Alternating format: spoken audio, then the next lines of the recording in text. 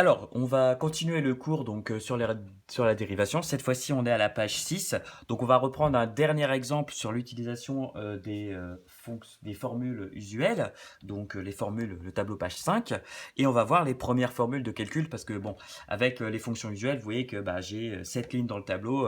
Je vais essayer de dériver des fonctions un petit peu plus compliquées, hein. Il n'y en a pas que 7 différentes des fonctions.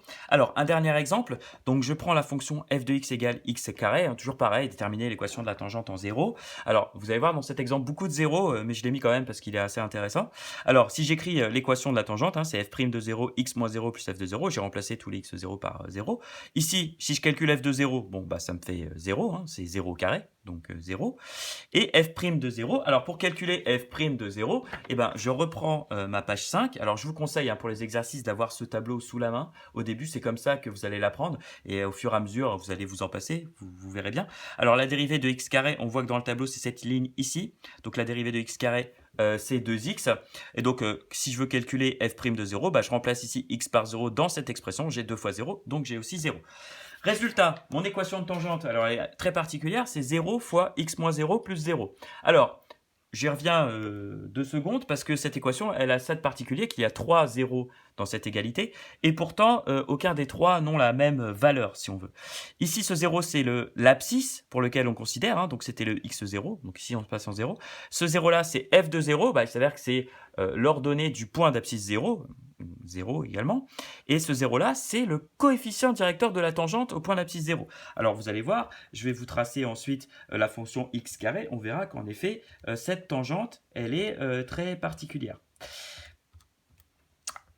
Alors, donc on a y égale 0. Alors, de manière générale, hein, si l'équation de la tangente est du type y égale constante, donc ici cette constante égale 0, mais si jamais je tombe sur une équation de tangente comme y égale 4 ou y égale moins 12, peu importe, mais c'est-à-dire quelque chose qui ne dépend pas de x, à ce moment-là, en fait, la tangente, elle va être horizontale. Alors, regardons un peu ce qui se passe quand on trace la fonction. Alors, je vais tracer du coup la fonction f de x égale x carré, hein, vous voyez. Et donc on a cette fonction ici bien connue. Et si vous regardez en 0, qu'est-ce qui se passe? En fait, la tangente, elle va être horizontale. Elle va être horizontale et en plus, elle va être horizontale égale à 0. Alors vous voyez ici, si je la trace, elle va normalement s'afficher en rouge. Vous voyez, c'est exactement l'axe des abscisses ici. Alors ce ne sera pas toujours le cas, mais vous voyez qu'ici, la tangente au point d'abscisse 0, hein, c'est bien une droite horizontale et d'équation y égale 0. Il faut retenir que si on a y égale constante, de manière générale, si le nombre dérivé ici est égal à 0, une droite dont le coefficient directeur est égal à 0, et c'est une droite horizontale. Alors, les premières formules, on va en voir deux.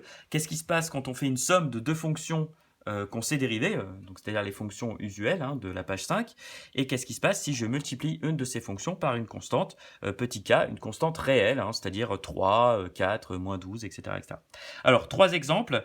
Alors, le premier exemple, je vais prendre la fonction égale à x carré plus 3x moins 4. Alors, pourquoi cette fonction? Parce que justement, on a vu la dérivée de x carré, on a vu la dérivée de 3x moins 4. Qu'est-ce qui se passe quand je fais la somme des deux? C'est très simple.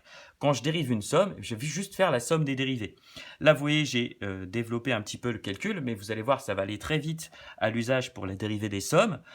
Pour la fonction dérivée donc de f, donc f' de x, je vais prendre x carré, ici petit u, je vais le dériver. Donc du coup, la dérivée de x carré, c'est 2x. Regardez le tableau de la page 5. Donc f' de x, ça va commencer par 2x, la dérivée de x carré. Et en fait, je vais du coup utiliser 3x moins 4 comme la fonction petit v. La dérivée de 3x moins 4, on l'a vu à l'exemple précédent, c'est 3. On prend juste le coefficient directeur. Et du coup, la dérivée de f' de x, c'est 2x plus 3. Et pourquoi? Parce que 2x, c'est la dérivée de x carré, et 3, c'est la dérivée de 3x moins 4. On dit en fait qu'on dérive terme à terme l'expression de f de x quand on a une somme, c'est-à-dire que quand on a une somme, on fait un terme après l'autre, et il n'y a pas de souci. Alors pour l'exemple 2, je vais prendre un autre type de fonction, c'est la fonction f de x égale à moins 2 fois x carré. Alors ici, vous voyez que la fonction que je connais, c'est x carré, ici que j'ai multiplié par moins 2. Donc on est dans le cas ici k fois u, avec k égale moins 2 et u égale x carré. La dérivée de u, je la connais bien, c'est la dérivée de x carré, c'est 2x. Et donc, vous voyez que si ma fonction, j'ai x carré multiplié par moins 2, ma dérivée, ce sera la dérivée de x carré, c'est-à-dire 2x, que je multiplie également par moins 2. Alors, vous voyez qu'une constante, quand elle va être multipliée, en fait, on la garde.